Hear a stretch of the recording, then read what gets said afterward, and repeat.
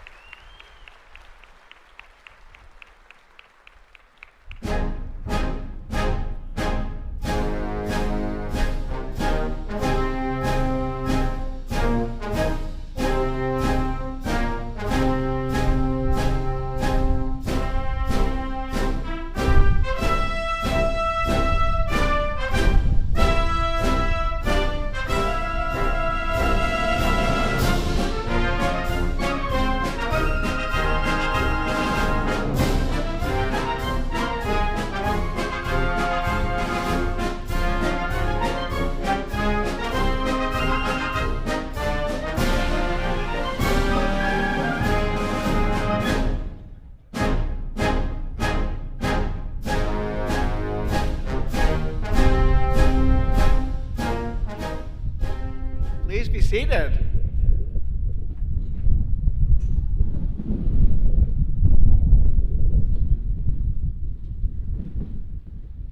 Well, good morning and welcome Miami University class of 2025.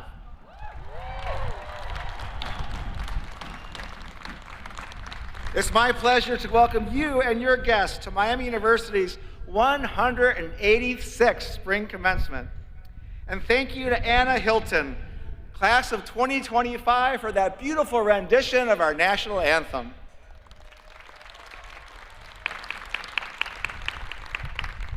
We are grateful to our ROTC cadets and midshipmen who have presented our nation's colors today. And as we gather, we lift up the brave women and men who have served our nation in the United States Armed Forces, both those currently serving and those who are veterans. Will all of our veterans and all those currently serving please rise if you're able so we can acknowledge you.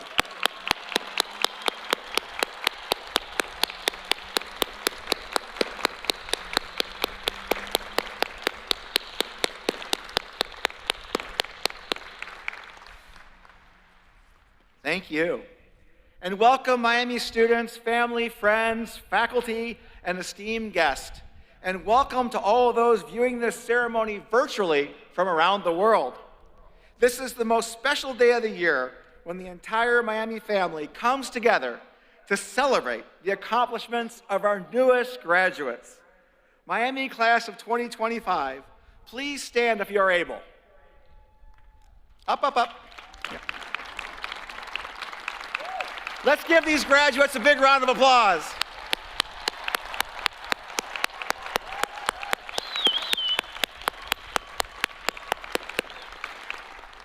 Now, if the graduates can please remain standing. And graduates, now that it's your turn, please join me in an enthusiastic round of applause for all those special people in your lives who helped and supported you along your journey here at Miami University.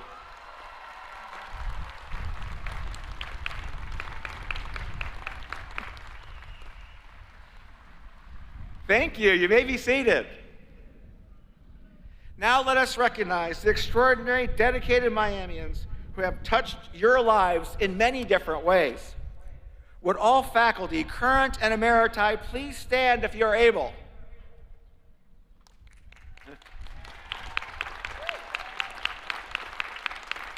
Distinguished faculty are the lifeblood of the university. Miami professors have made an indelible mark upon you through their teaching, scholarship, and mentorship. Please join me in a big round of applause for our Miami University faculty members.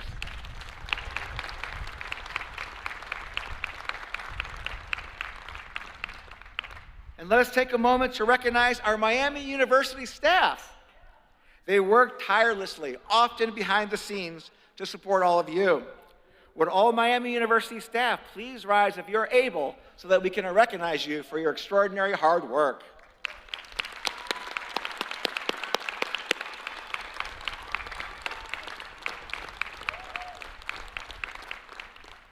And next, I would like to acknowledge those on the platform party today. I begin with two very special guests, alumni and Miami mergers, First Lady Fran DeWine and Governor Mike DeWine.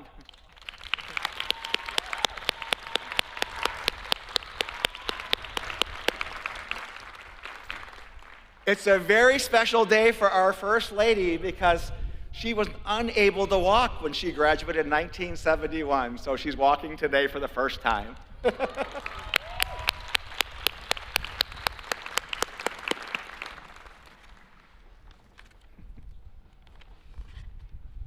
And we are grateful for your service to both our state and the country, so thank you very much. Will the members of the Board of Trustees please stand?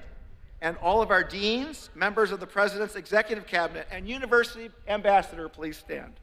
Thank you for your dedication and commitment to Miami University, sustaining the legacy of love and honor for future generations. Thank you.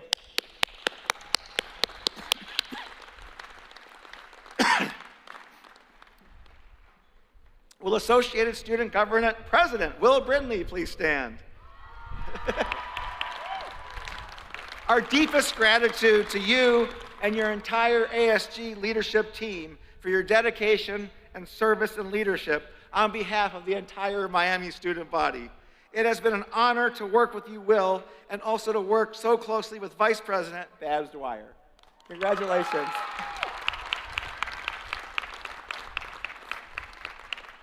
Will the commanding officers of our ROTC units please stand? We admire your courage and commitment and leadership. Thank you for preparing the next generation of officers to protect and defend our democracy and freedom. We are grateful for your service. Thank you.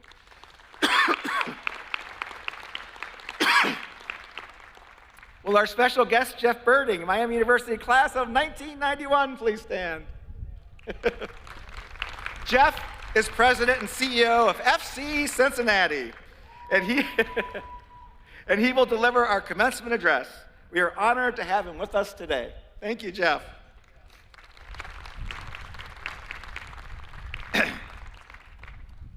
Now, Miami University class of 2025, as I look out at you today, I am reminded that Miami creates leaders. We have leaders at the helm of big organizations: American Axle, Cintas, Cracker Barrel, Duke Energy, Enterprise, Key Corp, Perino, Market Access, FC Cincinnati, Merck, Starbucks, and many more. We have Miamians leading the great state of Ohio. Excuse me. And we have leaders in the United States military at the highest ranks. We have leaders who have built entrepreneurial companies to unicorn status. And we have great authors and artists and comedians. We also have great coaches. 2 of them are Super Bowl winning coaches in the NFL today. I am confident that all of you are future leaders. Our world is changing at an unprecedented rate. Universities must be ready and able to prepare their students for the future. Miami recently developed a new strategic plan, Miami Thrive, with input from more than 2,000 stakeholders. We created a big and bold plan with audacious ambition. It will generate much change across all of our campuses, from quantum computing to AI, to urban bridges in Cleveland, Cincinnati, and Columbus, to big new partnerships that we're creating. And since higher ed is changing nationally, and that our bold plan will create change locally, I sought the advice of CEOs who were experienced and led their organizations through change. And I want to share with you today some of what advice they shared with me just a few weeks ago. There are 5 key points which I think will benefit your career as well. First, lead the change and don't let it lead you. One CEO quoted President Kennedy saying, "The time to fix a leaky roof is when the sun is shining." You must be the one who sees the future first. Be proactive and planning. Lead with foresight, not hindsight. Second, lead with data-based confidence, not fear of data. Data is more than math. It is a way to communicate effectively. Best-selling author Dan Heath said, "Data are just a summary of thousands of stories." Use data not only to make great decisions, use it to forecast, predict, and plan. Use data to inspire action, not impede it. Third, lead with urgency, not recklessness. One CEO said, "Speed is critical, speeding is harmful," and others said it in different ways, such as hurry up, but don't rush. Address those things that are not working in your organization or that are pulling you down. But as most of the CEOs said, you must not rush long-term strategy. Maintain a forward rhythm grounded in metrics. Never let urgency compromise strategic clarity, and keep precision and pace in sync. And fourth, lead with distinction and collaborate with excellence. Distinction is a level of recognition and uniqueness that transcends beyond excellence. It's about standing out, achieving higher levels of respect or admiration. It's about setting high expectations for yourself and for your organization, and being accountable for them. It means continuously raising the bar.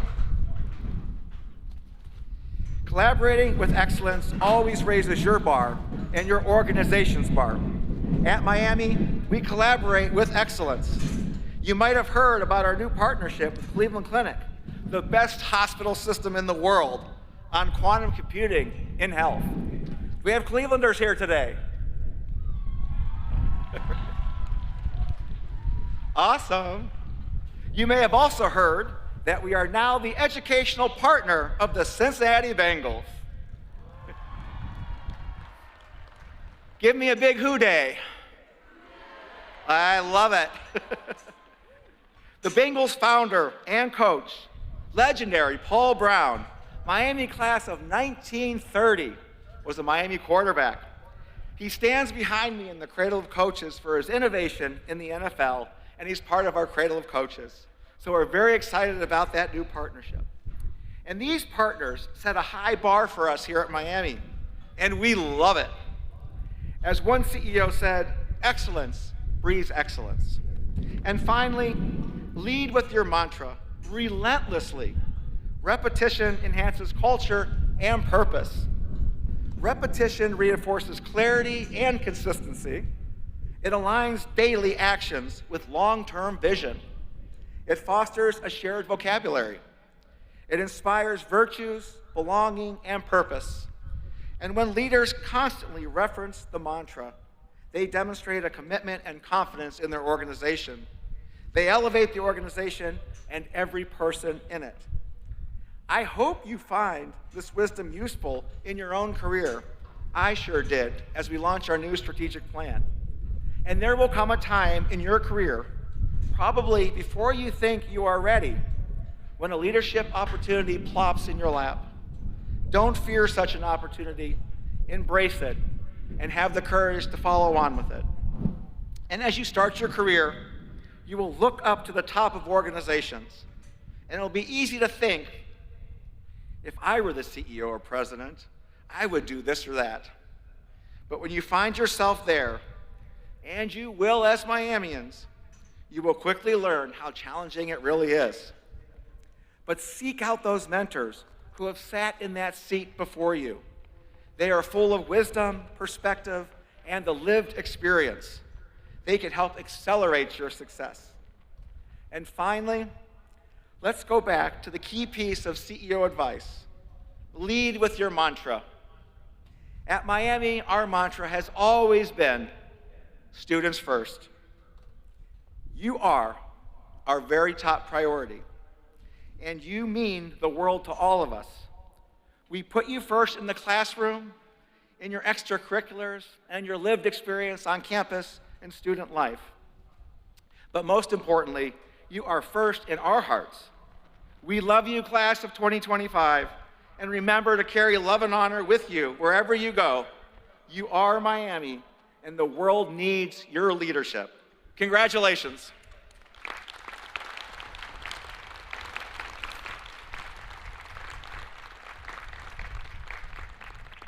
It is now my pleasure to introduce Miss Mary Schell, class of 1987, and chair of the Miami University Board of Trustees.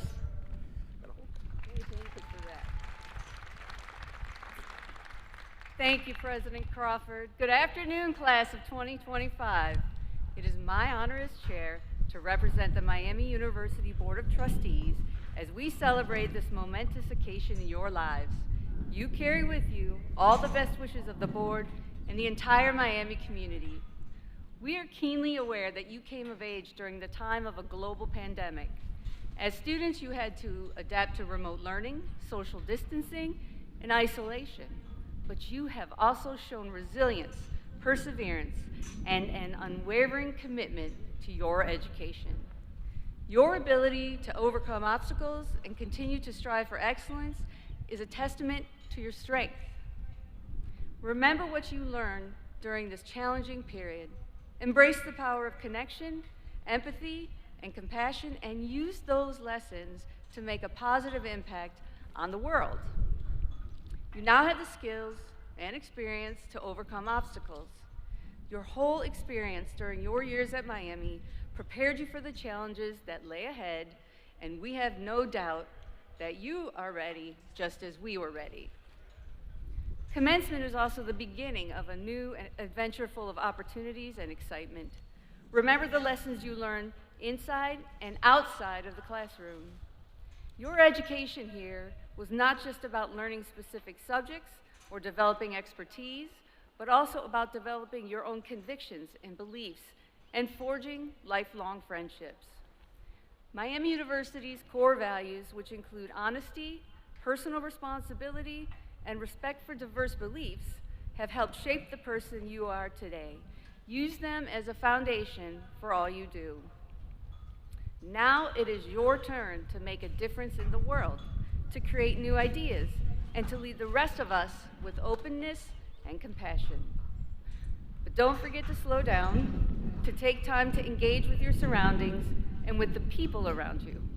It is in these moments of quiet reflection, without the distractions of the digital world, that your creativity will flourish and your ideas take shape.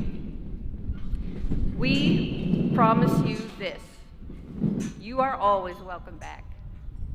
It is a high honor to be a Miami graduate. You are now part of a community of over 200,000 alumni who are making a difference all over the world. Before we part ways and you leave Oxford, soak in and enjoy the beauty of our campus, the lush green lawns, the architecture, and the vibrant sense of optimism all come together to create a truly special place. Hold on to the memories and the moments you shared with others. May this place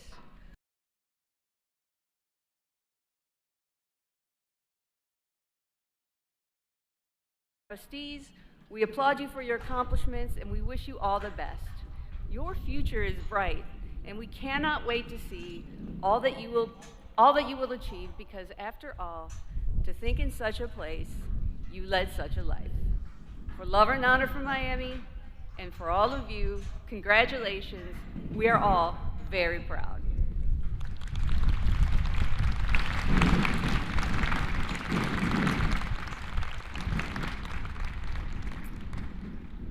It is now my great honor to introduce your student body president and graduating senior, Will Brindley. No, over here. Thank you so much. Good job. Awesome. Go, you got it. Yeah. Thank you, Chair Shell. Well, this is surreal. Thank you, Chair Shell, President Crawford, members of the Board of Trustees, faculty, staff, families, friends, and most importantly, to the class of 2025. I am incredibly grateful to be here with you all today. My name is Will Brindley, and I've had the privilege of serving as your student body president over this past academic year, but today I'm just one of many proud graduates who plays a small part in defining this extraordinary class. I'm honored to share a few words as we wrap up our time together. As I reflected on what I wanted to say today, I kept thinking about the kind of people and students I've had the privilege of learning alongside these past 4 years.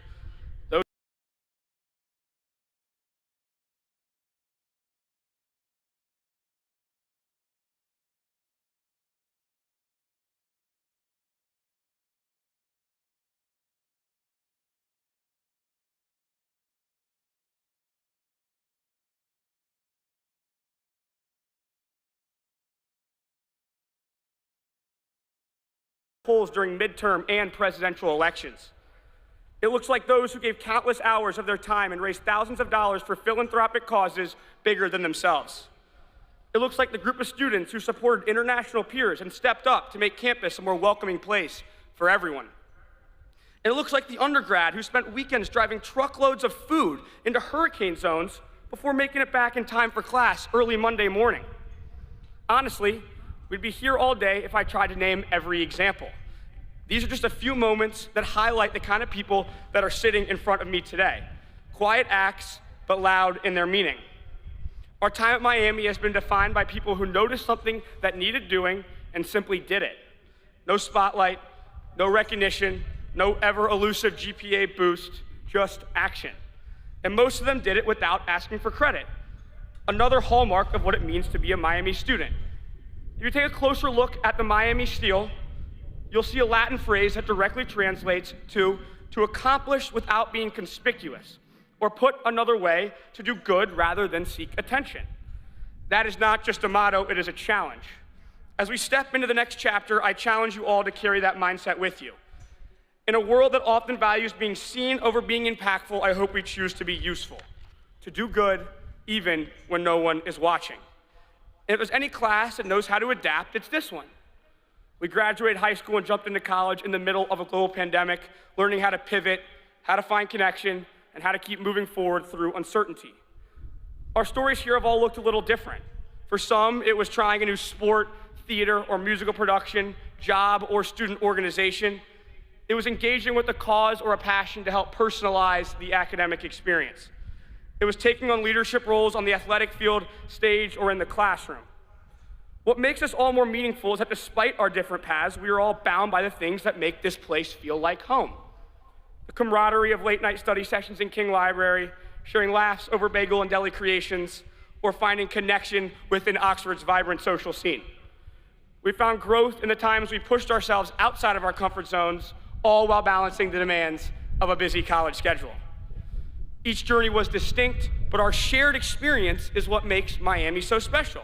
And while some may dismiss Miami as just another school in the middle of nowhere, or joke that South Beach is a lovely spot, those of us who actually went here know there's hardly a more special place or more meaningful experience than this one. Many of us found a second home right here in the middle of nowhere. In between the scrambling and the stress, the self-doubt, and the sprinting across campus, we grew.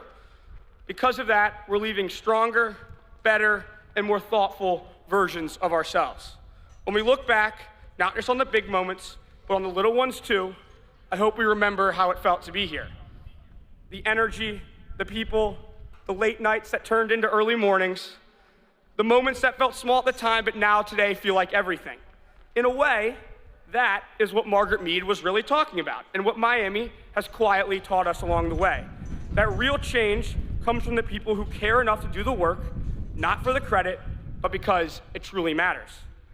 As I wrap up, I want to sincerely congratulate each and every one of you for making it here today. While graduation may bring excitement for what's next and relief at finally making it to the finish line, if you're anything like me, today feels utterly bittersweet. A day that's filled with hope, pride, and also sadness and disbelief to leave a place that has given me the best memories and closest friends I could have asked for. This past week, it finally hit me that this was really it. In a moment of sadness, I was reminded two things by two dear friends. The first, just how lucky we are to feel this way about leaving something behind. The second being that good things don't end, they carry with us. I know one day we'll all long for just one more sunny Saturday in Oxford, one like today, but the life and memories we created here are proof that we have the ability to create joy and purpose no matter what life may throw our way. And when we try to make sense of our full college experience, the Miami experience, I think this one line says it best: to think that in such a place, we led such a life. To the class of 2025, it has truly been the honor of a lifetime.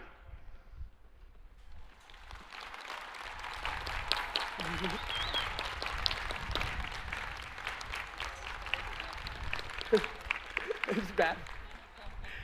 I now invite you to join me in reciting the Code of Love and Honor one final time before you are official Miami graduates. Families and loved ones, you are welcome to join as well. You'll find the code on the inside cover of your program. Okay, please repeat after me. I am Miami. I believe that a liberal education is grounded in qualities of character and intellect. I stand for honesty, integrity, and the importance of moral conduct. I respect the dignity, rights, and property of others, and their right to hold and express disparate beliefs. I defend the freedom of inquiry that is in the heart of learning. I exercise good judgment and believe in personal responsibility. I welcome a diversity of people, ideas, and experiences. I embrace the spirit, academic rigor, opportunities, and challenges of a Miami experience.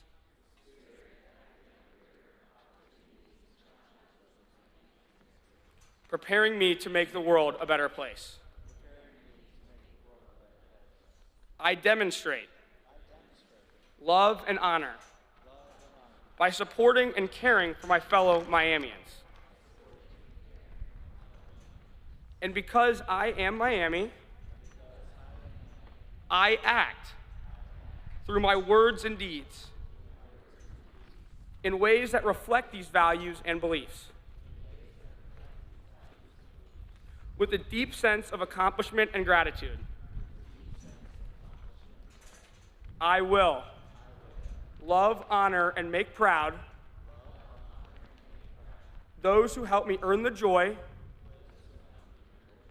and privilege of saying, to think that in such a place I led such a life.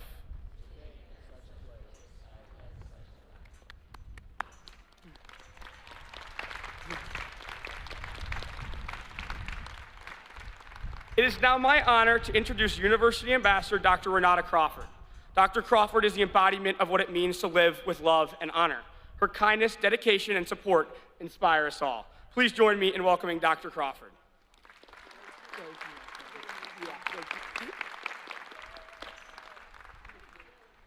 Thank you, Will, and thank you to all associated student government leaders representing Miami students.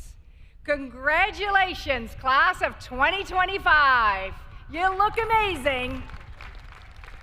Today marks more than just a milestone. It's a celebration of everything you've accomplished and become during your time at Miami. You have made your mark here. Through your hard work, creativity, curiosity, and drive, you've shaped your future and enriched the Miami community. You've helped make this university a place where learning thrives and people grow. Greg and I have had the privilege of seeing your dedication up close, in classrooms, labs, studios, and uptown. We've watched you face challenges with determination, celebrate victories with humility, and compassionately support one another. Newton, Ivy, and now Charlie also appreciated all the pets. As you head into this next chapter, we hope you will carry with you your Miami virtues, a commitment to excellence, a foundation of integrity, and a spirit of service. Congratulations, graduates. We're so proud of you and know you'll continue to represent Miami with purpose and pride. You are true Miami ambassadors. It is now my honor and privilege to introduce our commencement speaker, Mr. Jeff Birding. Jeff Birding, a 1991 graduate, is the president and co-CEO of FC Cincinnati, a club he co-founded to bring top-tier soccer to his hometown. Under Jeff's leadership, that vision became a reality, transforming the city's sports landscape. Before soccer, Jeff spent nearly 2 decades with the Cincinnati Bengals, leading the NFL team's sales and public affairs efforts. Jeff's work has always been rooted in community. From his early days as a resident assistant in Collins Hall and vice president of the Associated Student Government, to his service on Cincinnati City Council and his ongoing commitment to youth sports both locally and globally. His advocacy has reached as far as Kenya, where a soccer field now bears his name in honor of his support of the game's growth and access for all. Jeff continues to champion our university and its mission, attending Miami events, leading campaign efforts, and embodying the values he discovered here as a student. Please join me in welcoming a proud Miamian, a passionate leader, and a true hometown visionary, Jeff Birding.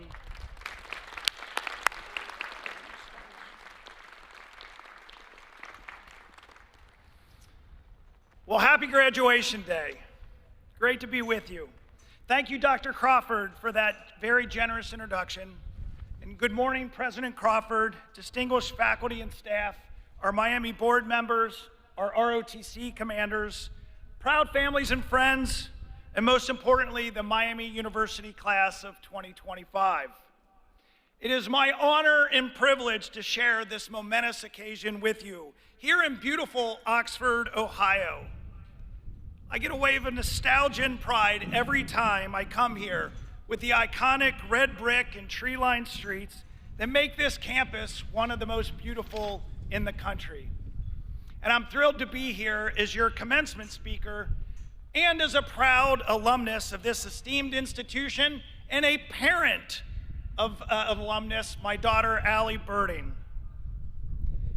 But I have to admit, this is my first Miami commencement. Unfortunately, I was unable to return from my own graduation, and Allie's 2020 commencement was interrupted by the COVID pandemic. I am grateful to have this opportunity to finally join in this remarkable occasion, and I hope you can relate to some of what I will share, because like many of you, I once walked across this campus pretty unsure of where my path would lead. When I arrived at Miami from the west side of Cincinnati, I was the first in my birding family to go off to college. I had to pay my own way, which meant working during school. My freshman year, I was cleaning dishes in Denison Dining Hall. Fortunately for all, I was not cooking the food. Sophomore year, I worked as a resident assistant in my freshman dorm, Collins Hall. Room and board were the initial appeal, but I received so much more than financial help. I learned to support young people beginning their journeys. I became skilled at resolving conflict. A dispute in the locker room is nothing compared to a few of the freshman battles we had in our hall. And I found my leadership voice, one that had not yet emerged for me. Most importantly, I met my two best friends that year, fellow RAs, Matt Brady and Russ Coven, who are here supporting me today as a part of a contingent of Collins Hall RAs. Today, your journey of experiences on campus may be coming to a close, but beyond your mastery of subject, hopefully some lifelong friendships will help your Miami experience live on, as it has for me. Undoubtedly, you have made friends while you're here, and I hope you will make the effort and invest the time in maintaining those valuable friendships going forward. Trust me, it is comforting to know that you have lifelong friends by your side, celebrating your wins and having your back during the tough times. I have a few critical lessons from my time at Miami that continue to hold true. You don't have to take notes, you're done with all your tests here, but I do hope you'll keep them in mind as you pursue your careers. My first lesson has been, we never succeed in life alone. I have been blessed with many key mentors, including one here at Miami who gave me confidence to succeed, even when I doubted myself. I remember my sophomore year, newly elected to student government, feeling pretty scared to death about my responsibilities. Yes, I could win a campaign, I could get votes, but once elected, I was afraid. Leslie Haxby McNeil was my advisor in residence life, and she reassured me, we're gonna walk this path alone, Jeff. I'm not gonna let you fail. And that simple promise gave me the confidence to lead, to serve, and to grow. Thank you, Leslie. From her initial care, I served 2 years in student government, then was elected president of the Ohio Students Association. ASG during those years accomplished a great deal that you may take for granted, students. We lobbied to create to have the legislature pass the first student trustees to the board. We had an initial push for the recreational sports center, the move to have an on-campus Miami bus service since few students were allowed cars, the Miami Student Federal Credit Union, and eventually the beginning of the end of the visitation policy in residence halls. I was blessed to work alongside Miami student leaders Bob Etheridge, Daryl Hart, Mary Evans, and a fellow student leader who is now a university vice president, Randy Thomas. That's right. They taught me that patience is sometimes a needed virtue, since these improvements were not going to happen while I was on campus. Sometimes it just takes that initial push to get the boulder of progress moving downhill. I think of them often, and I thank them and hope that I have honored their support of me and their tremendous contributions to Miami University. Lesson number 2 has served as a key guidepost. Be stubborn on vision and flexible on journey. While I was in your position graduating from Miami, I was determined to make the world a better place and believed I had left here with the ability and a plan to make it happen. With my degree in political science, I worked on campaigns and in government, then thinking I'd end up in Congress or perhaps be a State Department diplomat. Now, to be honest, there's some minor league and major league soccer officials who might suggest that my diplomacy skills are not all that I thought they were, but you know. Later, I was set to go to law school at the University of Cincinnati, but a series of life events intervened, and I found myself instead pursuing an MBA at Xavier University. Well, a month later, I was asked to be the referendum campaign manager for what at the time seemed an impossible effort to get voter approval for a stadium tax increase that would keep the Reds and Bengals in Cincinnati. If I had been a first-year law student, I could never have taken that role. But with a corporate job from a key mentor, the permission to take a leave, and flexible night school MBA, yes, I could make it work. So I became the campaign manager for an important civic effort to keep Cincinnati a major league community. That mentor is here today. Thank you, Tom Conlon. The referendum passed against all odds, and that victory launched me into a 30-year career in professional sports. I was still stubborn about making the world a better place, but maybe I would just start with my corner of the world in Cincinnati. But through pro sports, not federal office. Because I believe that our professional sports teams have an obligation to lead, inspire, and unite, to be givers, not takers, to our community of fans. Flexible on journey also meant while in the Bengals front office, I would serve 3 terms on Cincinnati City Council. Again, stubborn on vision, making the world better in Cincinnati. It was a powerful pivot, not only in my life, but in Cincinnati's trajectory. My third lesson today is to have confidence in knowing that it's okay to dream big. One thing that a degree from Miami allows you is the confidence and ability to dream big. My dream big story is FC Cincinnati. My first love in life was the Big Red Machine, the Cincinnati Reds, who won back-to-back World Series in 1975 and 76. They are widely considered the best team of all time. And I realized as a kid that nothing grows civic pride like the shared success of our sports teams. While I grew up passionate about the Reds, my 3 children grew up favoring a different Big Red, Manchester United of the English Premier League. I believed that they were missing out on that civic connection to their hometown that I had had, and I audaciously set out to fix it. I wrote a business plan to create FC Cincinnati, capitalizing on the sum of my experiences in the Cincinnati political and civic scenes, the local youth soccer community, and of course at that time, 20 years in professional sports. The spirit of this new team would be based on 3 core values that have continued to guide us to this day. To be a winning team, a family-friendly, inclusive club, and a franchise that gives back and makes our community better. We intended to be a different kind of pro sports team and gain immediate cultural relevance. I pitched this plan to many people, familiar names to most of you, but everyone declined. After a few months of meetings in January of 2015, I received a call that changed my life. It was Carl H. Lindner III, and he wanted to partner with me to bring FC Cincinnati to life. He shared my belief in Cincinnati and the global currency of world football.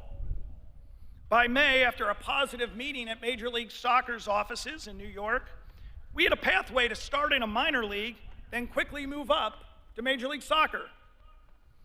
But Carl said it to me at dinner that evening, "Jeff, to make FCC a reality, you're going to need to leave the Bengals and jump in with both feet to start this venture." It was not a slam dunk. I loved my career at the Bengals. But I knew that I had a real opportunity to create something bigger than myself, a 3rd major league team in the sport my kids loved, in my hometown, built on the values and standards that I felt were most important. It was a life-defining moment. I answered yes. Carl pulled the trigger on the funding, and the rest is history. FC Cincinnati was born, and I'm blessed to be an owner and the club's president and co-CEO with Carl. Leaving the NFL Bengals for a startup soccer club was a risk. There had been previous minor league soccer teams in Cincinnati, and none had really ever amounted to much. I recall telling my friend, the Bengals head coach, Marvin Lewis, that I was departing the Bengals to start a soccer team. He said, "So you're leaving the NFL to start an MLS team?" I corrected him, "No, Marvin, I'm leaving the NFL to start a minor league team that we will one day make a major league team." He chuckled with his great laugh and said, "God bless you, Jeff." A few months later, in April of 2016, we hosted our first ever home match, and though the league average attendance was 3,600, we drew over 14,000 fans. Next, 17,000, then 20,000 for the third match, and we were off and running. Marvin eventually came to a match in my suite, looked out over 30,000 fans with our rocking supporters area called the Bailey, and asked me in awe, "Jeff, how did you see this?" I said, "Marvin, sometimes you just may be blessed with the clarity of vision."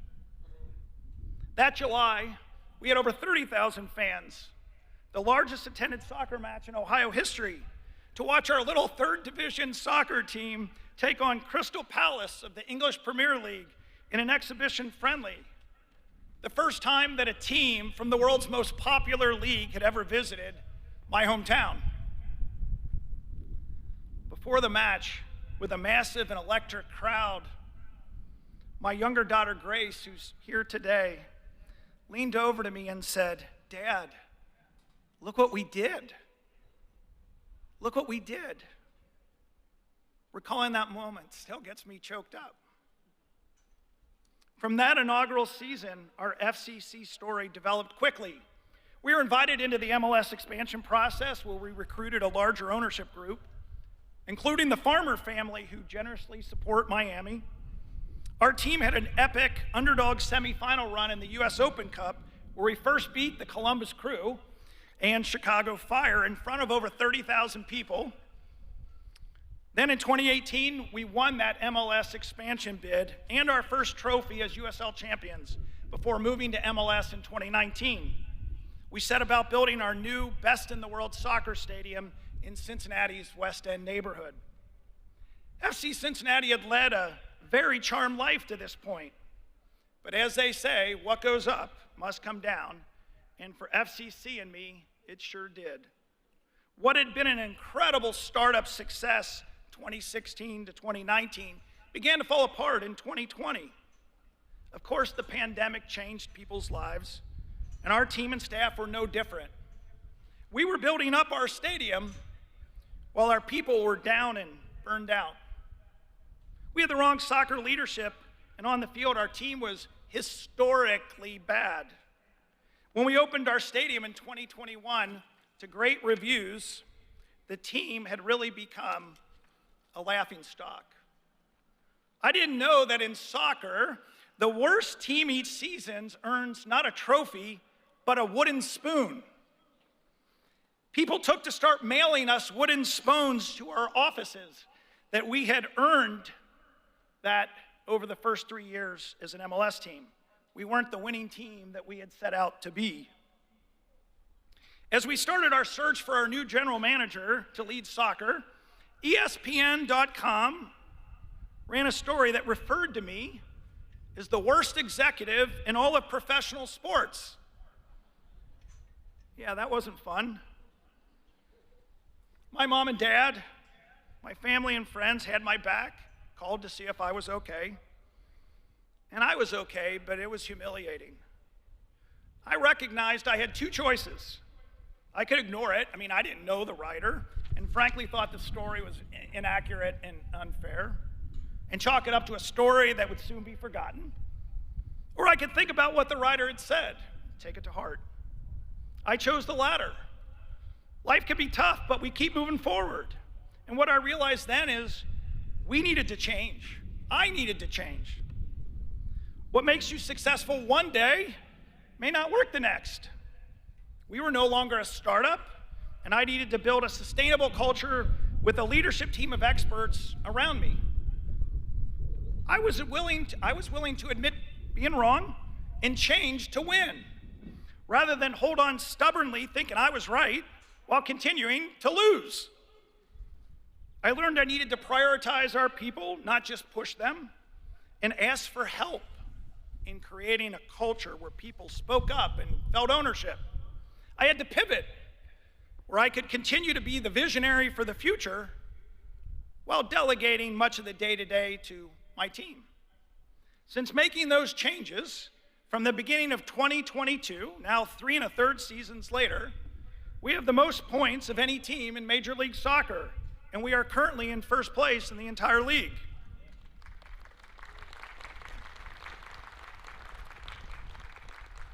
In fact, we went from worst to first in 2 years, earning the MLS Supporter Shield Trophy in 2023.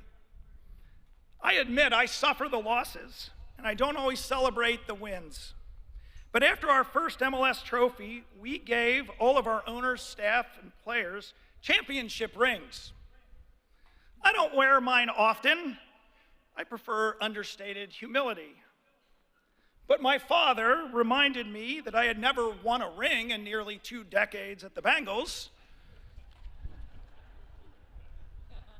and of all of my sacrifices to create FC Cincinnati from scratch, as well as the pain I suffered during those wooden spoon years.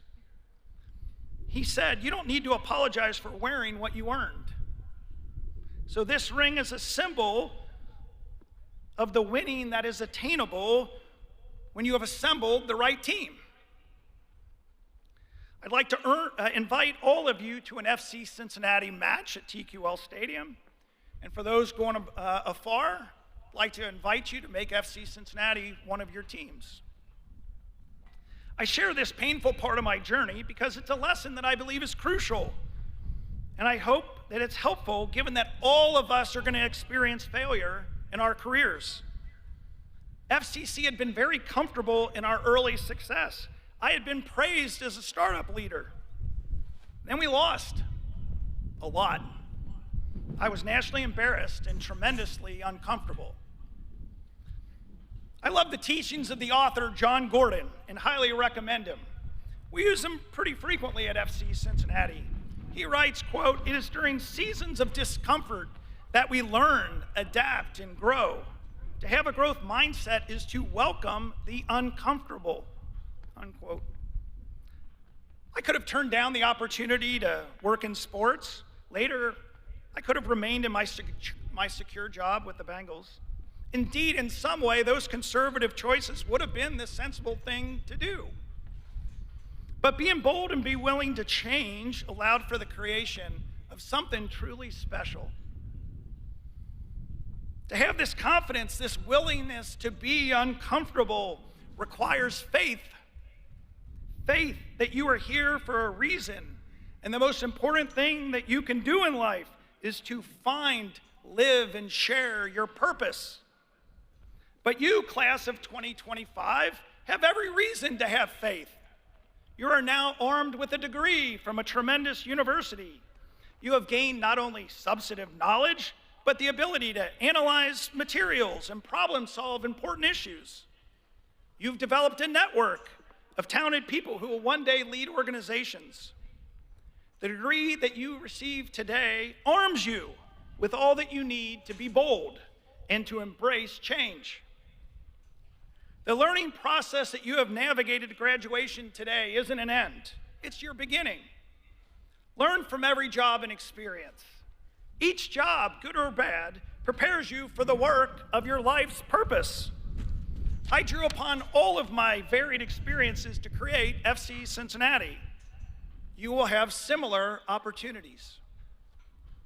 John Gordon also says, quote, "The quest for your purpose is not a straight line. It is filled with mystery, signs, obstacles, victories, dead ends, delays, and detours," unquote. As I said in lesson 2, stubborn on vision, flexible on journey. Before I conclude, just a couple quick takeaways. First, as you pursue your passion, build a network of relationships. Build your team because you will not be able to achieve all that you want on your own. Recall lesson 1, we never succeed alone. Look around your life from time to time. If you don't have a strong enough team to reach your goals, set out to meet some new people who you want on your team Invite them on. Your team should help you build self-awareness and grit. Choose your team wisely. They will help determine your future.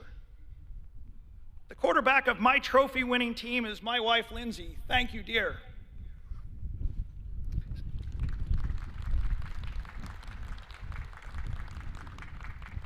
Second takeaway is that most people find it difficult in life to pivot, recognizing when you need to make a course correction.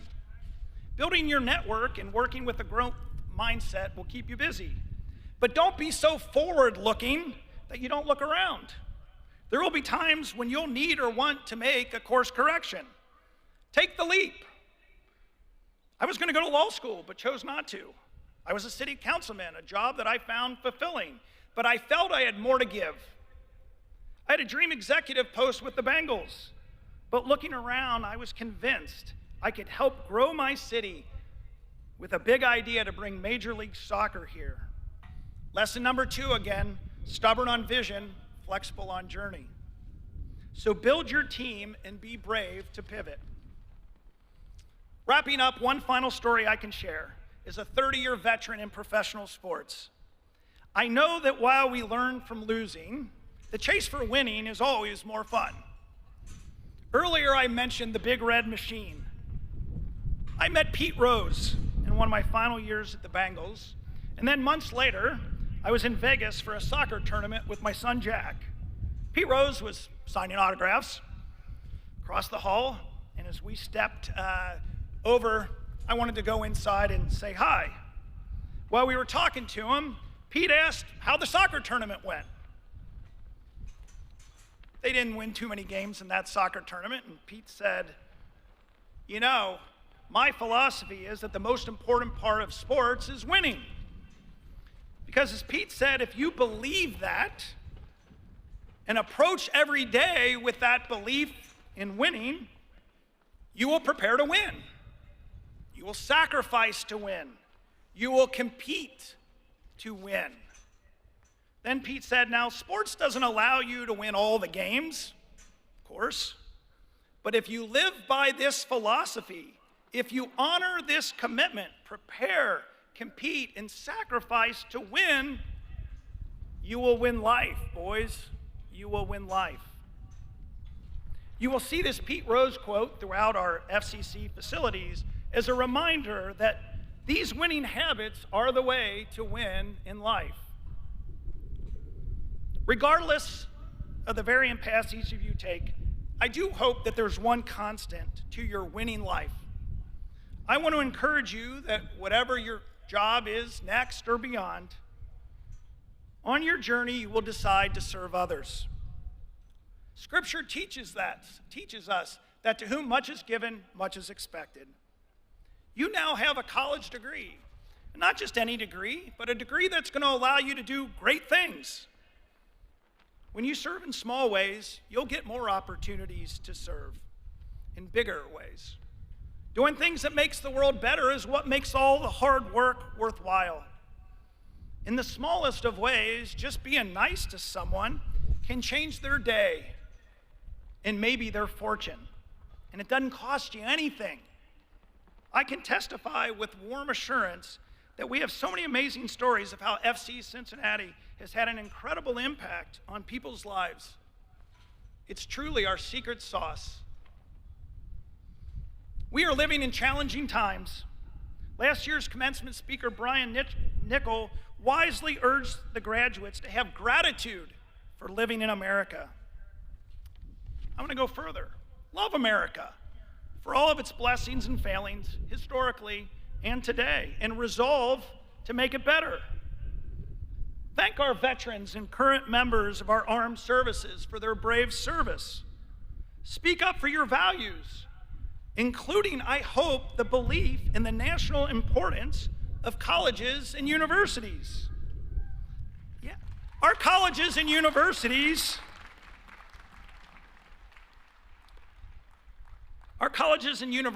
are certainly not the enemy, as some are asserting. The research and educational contributions have lifted up you, me, and this nation for generations and are heroic.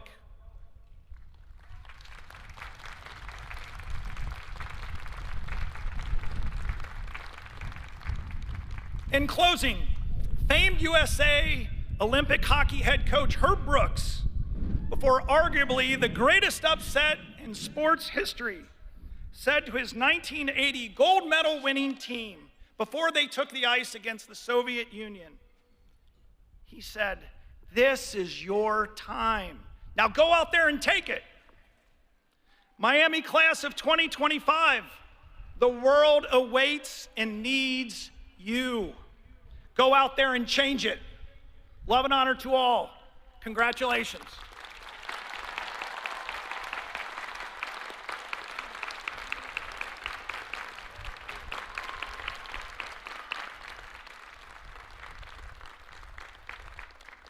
Jeff, thank you for your inspiring words and for sharing lessons learned on your leadership journey. It's great to have you back home.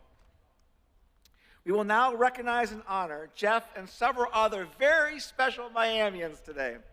Today, we award them an honorary doctorate of humane letters for their service and their support and their incredible success, and for a lifetime of giving back to their alma mater, our state, and our country.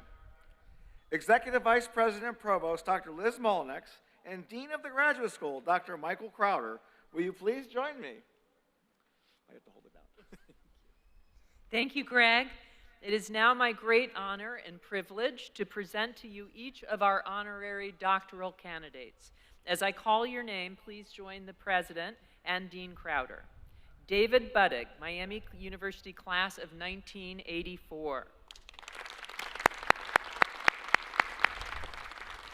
David has a long history of supporting Miami University. He served on the Board of Trustees from 2011 to 2022, 5 of those years as chair, including during COVID with its challenges, daily pressures, uncertainty, and consequential decisions. Through it all, David provided sound advice to keep Miami pointed to its true north as we navigated the complexities facing our institution, and he did this while also leading his own company as CEO. David was a role model to us all. As a student, he held a leadership role in the Associated Student Government and chaired the Alumni Association's Miami University Student Foundation. As an alumnus beyond his trustee role, he has served on the foundation board, the Farmer School of Business Board of Visitors, and several other Miami committees and boards. In 2019, he received the John E. Dolaboy Award, one of the university's highest alumni honors, recognizing his years of dedicated service. President Crawford and Dean Crowder will now present the honorary degree and academic hood. Congratulations, Dr. Buddig.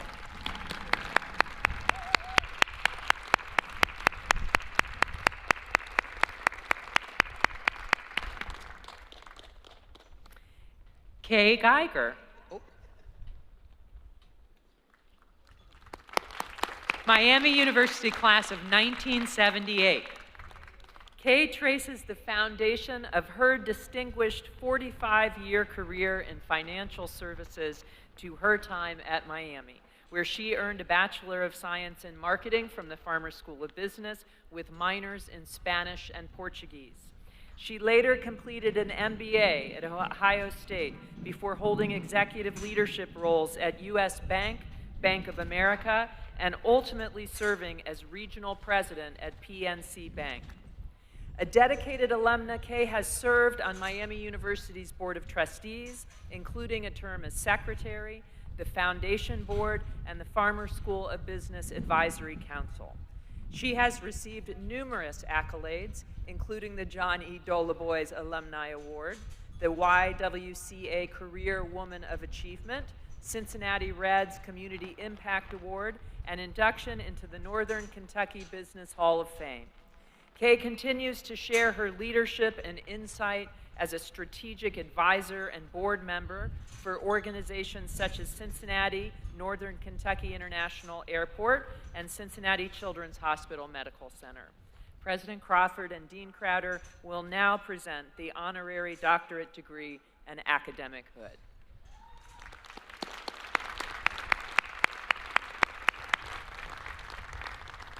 Congratulations, Dr. Geiger.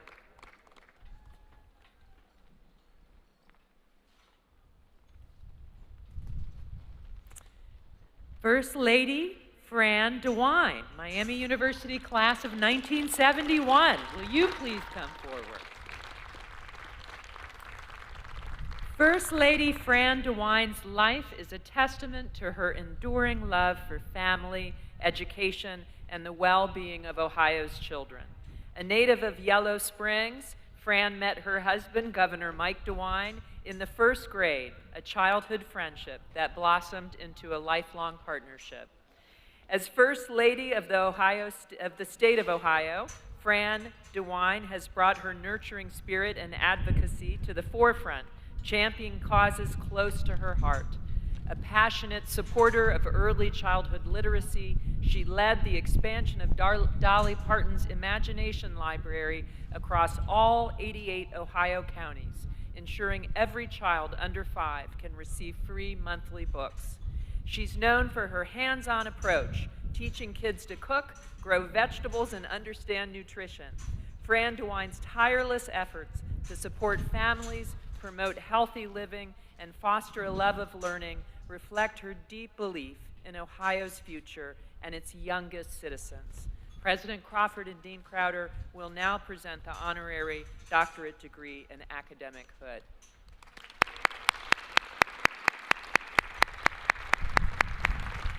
Congratulations, Dr. DeWine.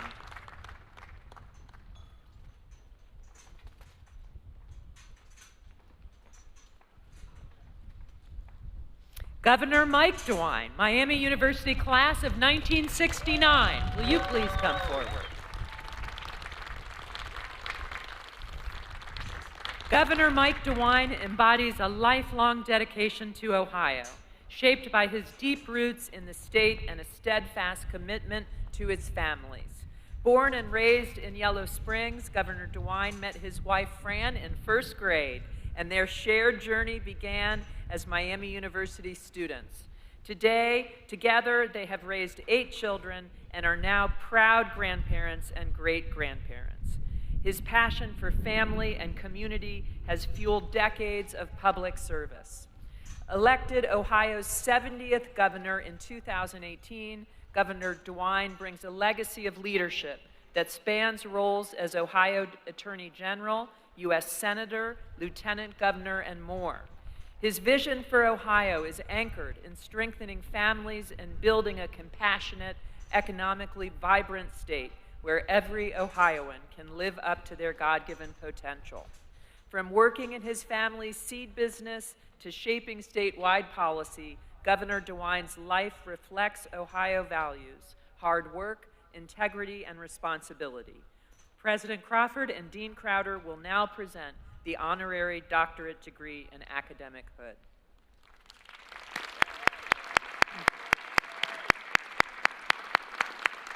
Congratulations, Dr. DeWine.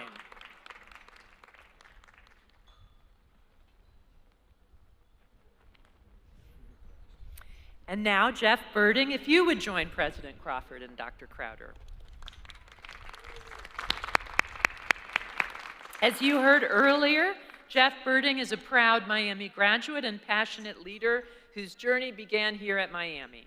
Today, we are proud to recognize his remarkable achievements and lifelong service both here and across the world. President Crawford and Dean Crowder will now present the honorary doctorate degree in academic hooding. Congratulations, Dr. Birding.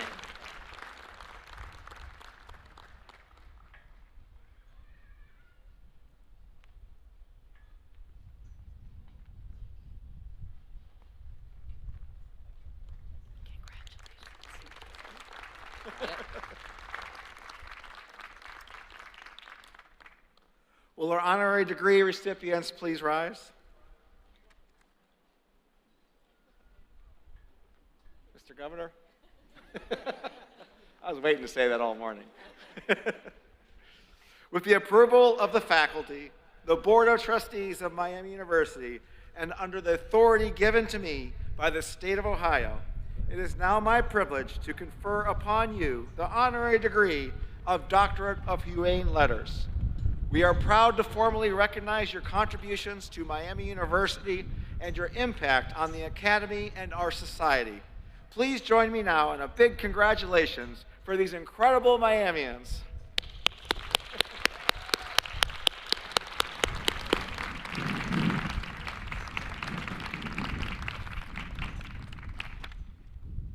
It is now time to recognize the members of the class of 2025 who are graduating with university and Latin honors. Graduating with Latin honors is based on a cumulative grade point average. Only the top 17% of Miami undergraduates earn this distinction. Will the cum laude graduates please rise if you're able?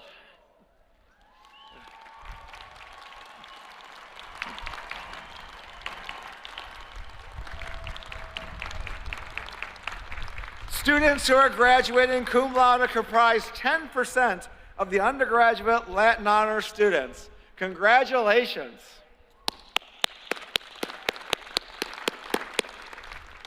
Please be seated. Will the magna cum laude graduates please stand if you're able?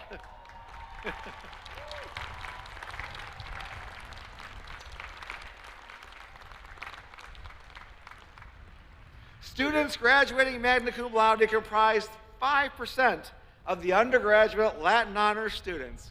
Congratulations to you all.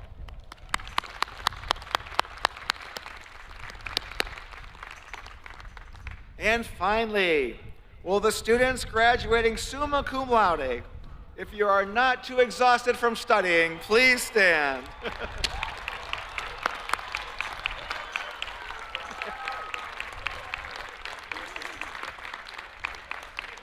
These remarkable students have distinguished themselves by achieving a grade point average, placing them in the most accomplished 2% of all Miami students.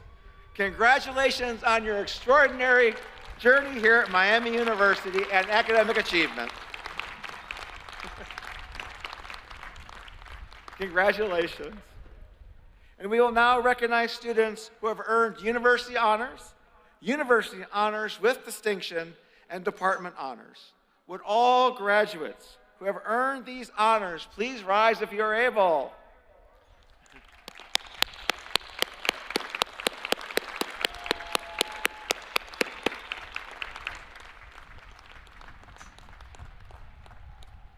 I offer my sincere congratulations to each and every one of you for your exceptional academic achievement.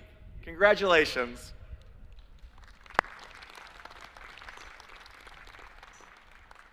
It is now that special time that each of you has been waiting for, the presentation of our graduates. It is with great pleasure that I invite Captain Jeffrey Lamphere, Commanding Officer of the United States Navy, to come forward to administer the oath of office to our ROTC midshipmen and cadets.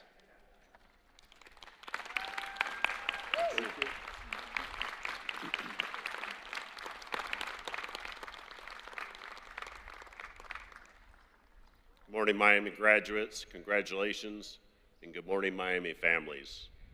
Shortly, these young men and women will take an oath and become officers in the United States military. This oath is to the Constitution of the United States. It is not unthinking obedience to their chain of command, a single elected official, or one branch of government. It is to the laws that define our way of government and protect our individual freedoms. Now, each of them joined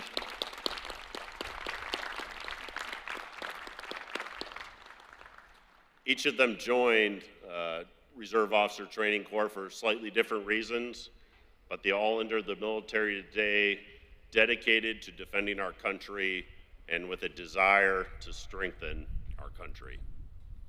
Midshipmen and cadets, raise your right hand and repeat after me. I state your name. do solemnly swear to support and defend the Constitution of the United States against all enemies, foreign and domestic, that I will bear true faith and allegiance to the same, that I take this obligation freely, without any mental reservation or purpose of evasion, that I will and faithfully discharge the duties of the office on which I'm about to enter. So help me God. Ladies and gentlemen, the newest members of your armed services.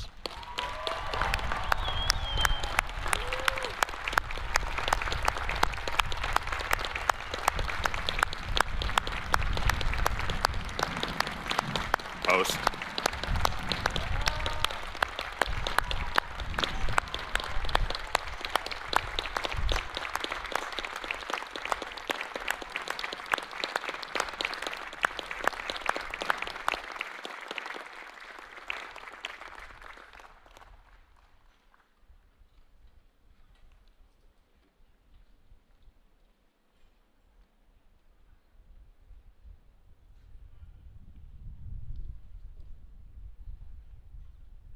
Congratulations to all our cadets and midshipmen. It's been a pleasure and a real honor to be with you guys today to see this ceremony for you.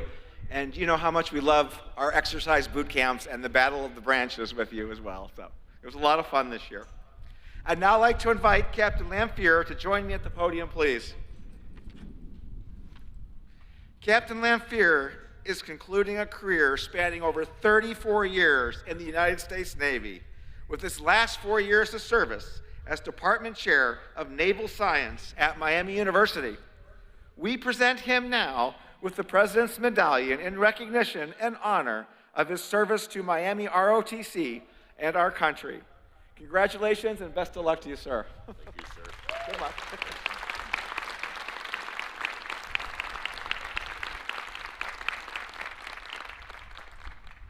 I now welcome Provost Dr. Liz Molnex to the podium for the presentation of the candidates for degrees.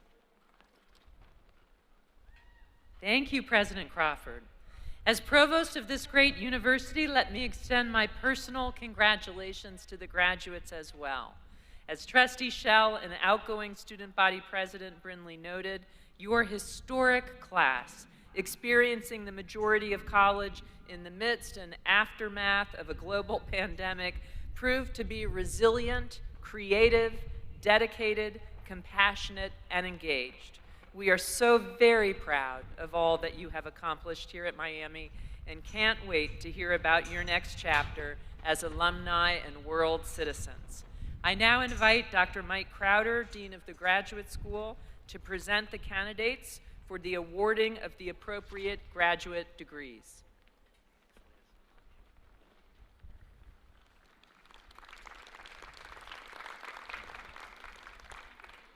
Well, good afternoon.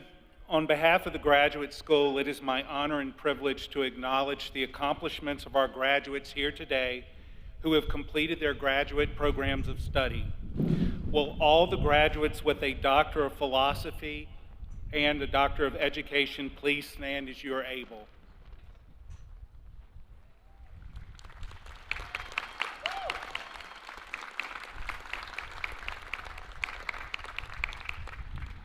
It is my distinct honor to present the graduates with the Doctor of Philosophy or Doctorate of Education. The doctoral degree is the highest academic degree and culminates a minimum of 4 years of study and research beyond the baccalaureate. After the completion of formal coursework, the candidate must pass comprehensive written and oral exams in the field of study and then write and defend a dissertation that makes an original scholarly contribution to the discipline. The marshals will now direct the graduates and their major or hooding professors to the stage for the hooding ceremony, and so that President Crawford can congratulate them.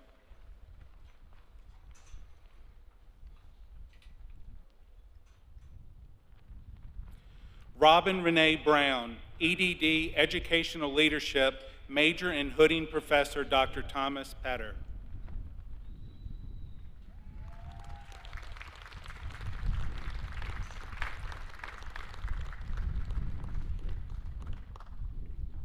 Tammy Thompson Dietz, EDD, Educational Leadership, Major in Hooding Professor Dr. Erica Fernandez.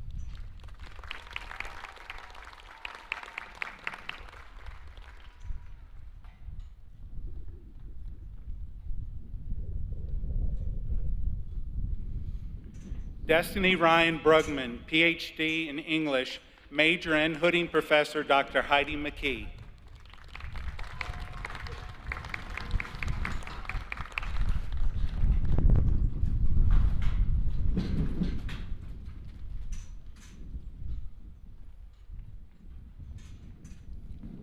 William Stephen Cheshire, PhD in English, Major in Hooding Professor Dr. Elizabeth Wardle.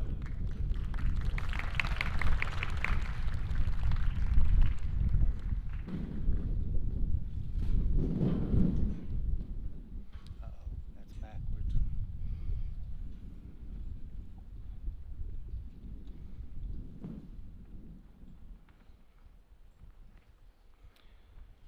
Madeline Perry S., PhD Geology, Major in Hooding Professor Dr. Claire McLeod.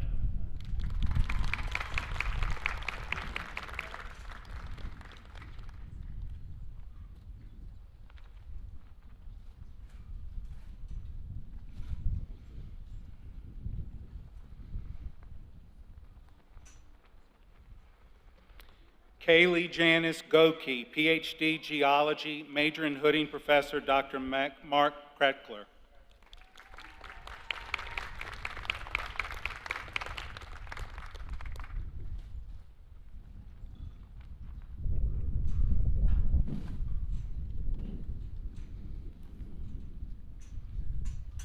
Matthew Piers Grindle, PhD Chemistry, Major in Hooding Professor Dr. David Tierney.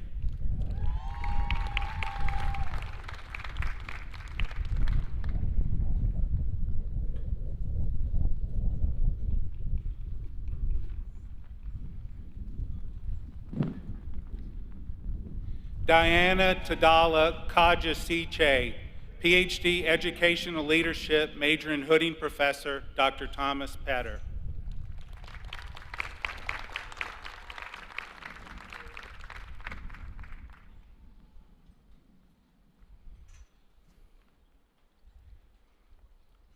Madison Page Kimbrell, PhD Microbiology, Major in Hooding Professor Dr. Annette Bowman.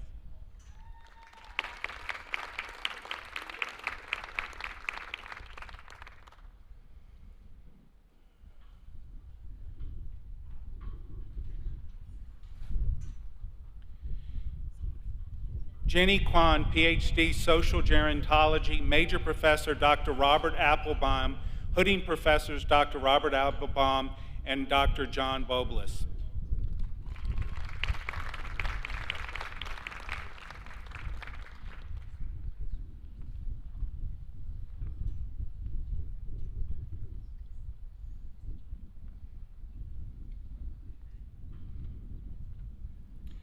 Kyle Ross Larson, PhD in English, Major in Hooding Professor Dr. Michelle Simmons.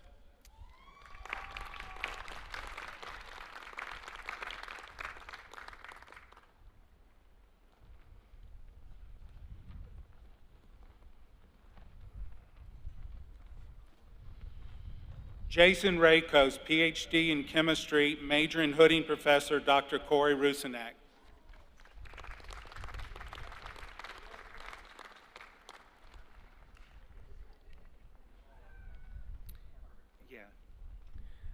Adrian Tyree Parker, PhD Educational Leadership, Major in Hooding Professor Dr. Tom Petter.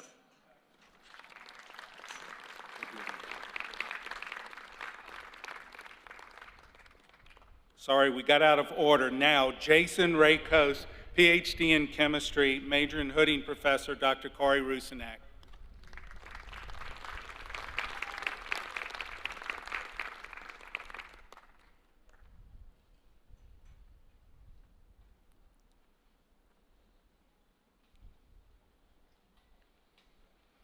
Karen Sati Williams, PhD, Social Gerontology, major in Hooding Professor, Dr. Suzanne Kunkel.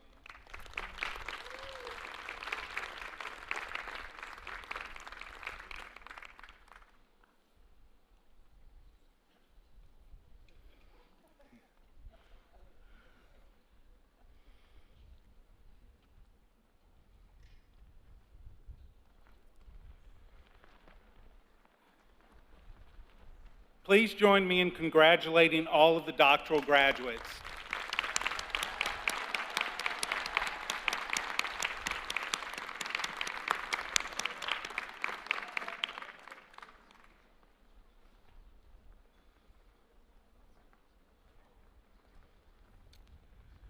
Will the candidates for a master's degree and the candidates for the specialist in education degree please stand as you're able?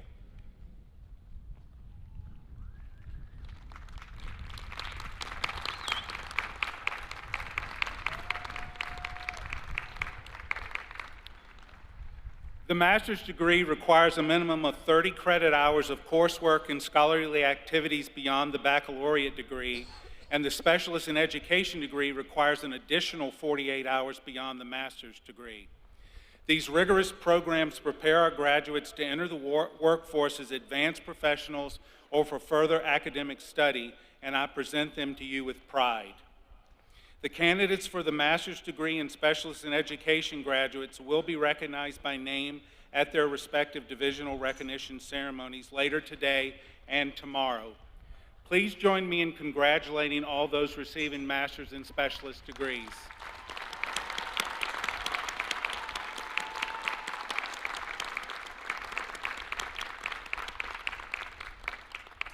Please be seated. I would now like to invite Dr. Andy Durajaye, Dean of the College of Liberal Arts and Applied Science, to present the graduates of his college.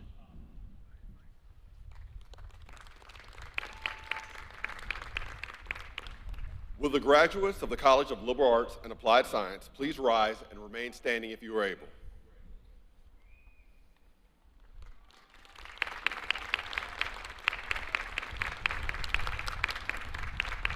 I proudly present to you Miami University's College of Liberal Arts and Applied Science class of 2025. Our vision for the College of Liberal Arts and Applied Science is twofold: empowering minds and strengthening communities. These graduates are prime examples of that vision. They've earned degrees in a wide range of disciplines, ranging from engineering technology to nursing. Graduates, you are fully equipped to enter your chosen profession, move forward to graduate school, enhance the economic growth and development of our region, help and build and lead our communities, and contribute to shaping our nation's future. I'm confident you are on a path toward success, whatever that path may be. On behalf of the faculty, staff, and administration of the College of Liberal Arts and Applied Science, and with a sense of great pride and accomplishment, I now present them to you. Please join me in congratulating our graduates.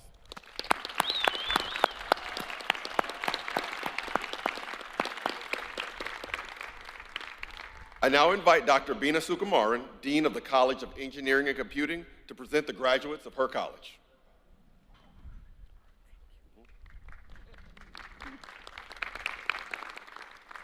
Will the candidates from the College of Engineering and Computing please rise and remain standing if you're able?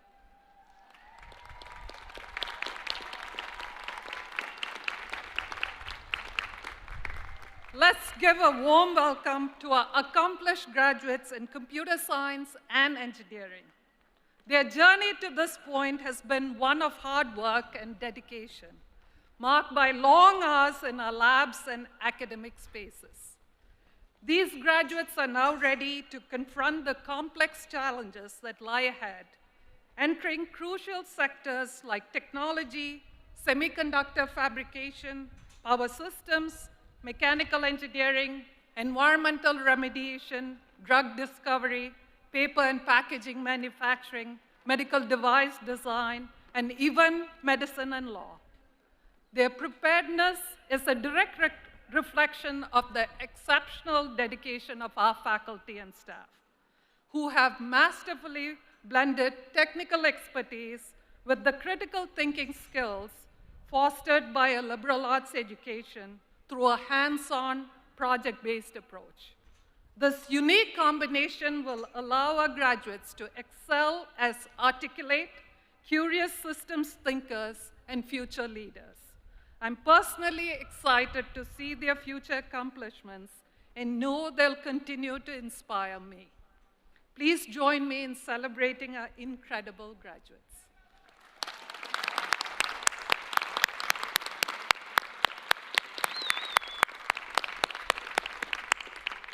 Please be seated. I'd now like to invite Dr. Ryan Fisher, Dean of the College of Creative Arts, to present the graduates of his college.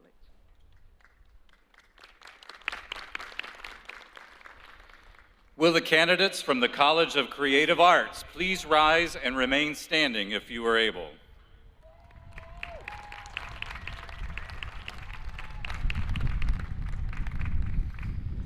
Standing before you are diverse and accomplished creatives. They are artists, architects, designers, historians, musicians, actors, directors, educators, entrepreneurs, and digital media specialists.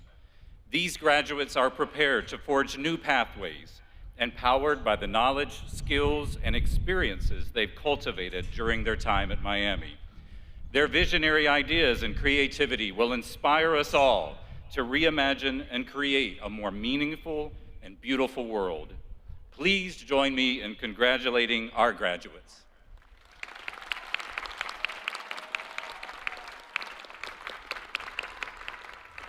Please be seated. I now invite Dr. Drew Reffett, Associate Dean of the Farmer School of Business, to present the graduates of his college. Good afternoon. What a great day. Will the candidates from the Farmer School of Business please rise and remain standing if you're able?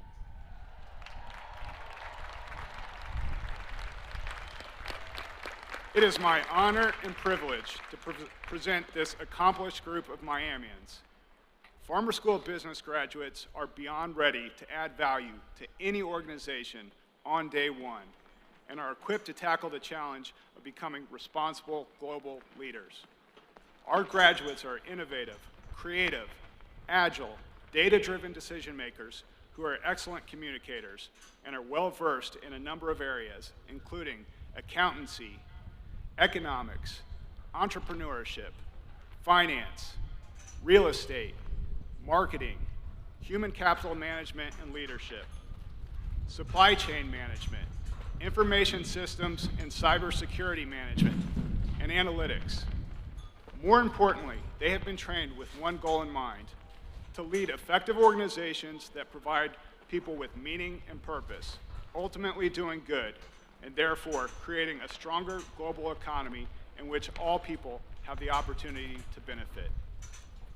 We know our graduates will uphold our pillars of integrity, respect, and responsibility in all that they do. Please join me in congratulating our graduates. Great job.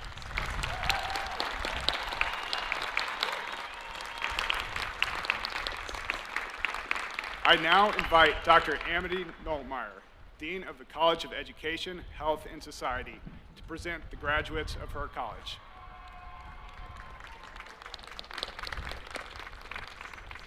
Will the graduates from the College of Education, Health, and Society please rise and remain standing if you are able?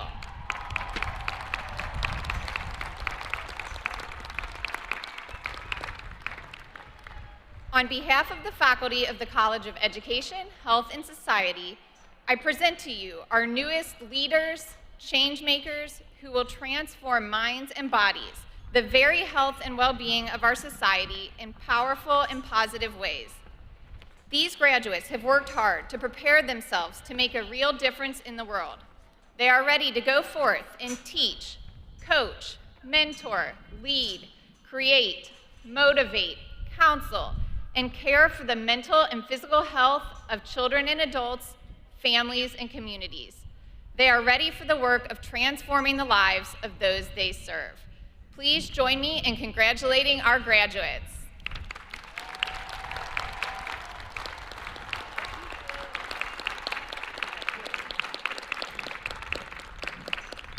Please be seated. I now invite Dr. Renee Bernstein, Dean of the College of Arts and Science, to present the graduates of her college.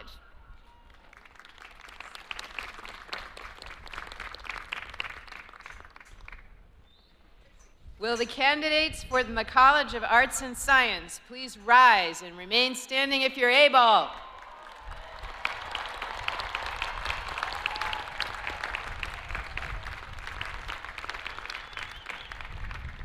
It's my honor to present to you the class of 2025 from the College of Arts and Science, representing degrees from across the physical and biological sciences, the social sciences, and the humanities. They have all mastered the in-depth knowledge of their chosen majors to embody the broad intellectual framework, critical thinking, and transferable skills that together are the foundation of a liberal arts education. Soon, our graduates will assume leadership positions in an increasingly diverse range of careers in science and technology, business, communications and media, education, government, and healthcare. Many will have jobs that don't exist today. They will make Miami proud by bringing about positive economic, political, and social change, and we look forward to seeing their accomplishments in the years to come. Please join me in congratulating our graduates.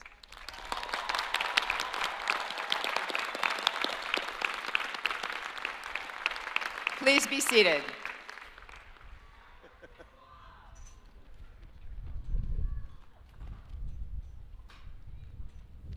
And now the moment you have all been waiting for. Graduates, please stand if you're able and remain standing.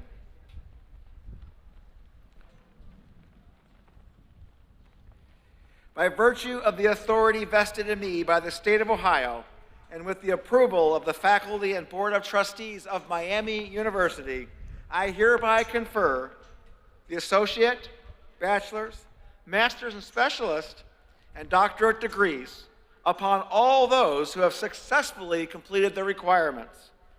Graduates, please move your tassels from the right to the left side. Ladies and gentlemen,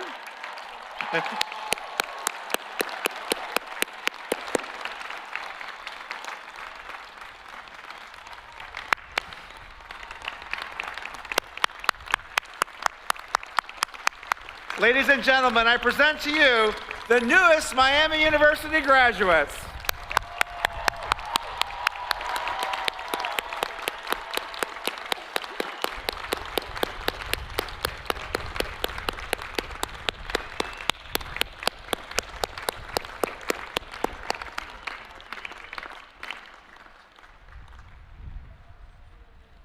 Please be seated.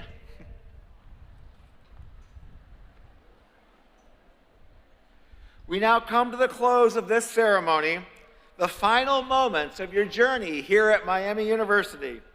In a few minutes, members of the Miami University Men's Glee Club will lead the singing of our alma mater, which you can find on the back of your commencement program. Afterwards, the marshals will lead the platform party and the faculty from the stadium. I ask the audience to please remain seated until all have departed. Graduates, most of you will leave Miami following this weekend, but a part of you will always remain here. You are sturdy-hearted, pure of soul, as you persevered and achieved through unprecedented times. You came out stronger. You exemplify the humility and respect embedded in our motto, Prodeci quam conspici, to lead with humility. You are ambassadors of our mission of love and honor.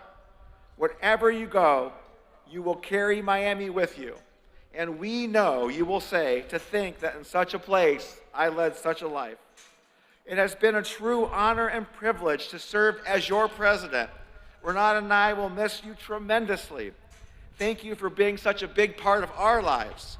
And to the parents and family and loved ones here today, celebrating these new graduates, congratulations to all of you. We share in your pride. So now please stand together if you're able as your first act as a Miami University alumni.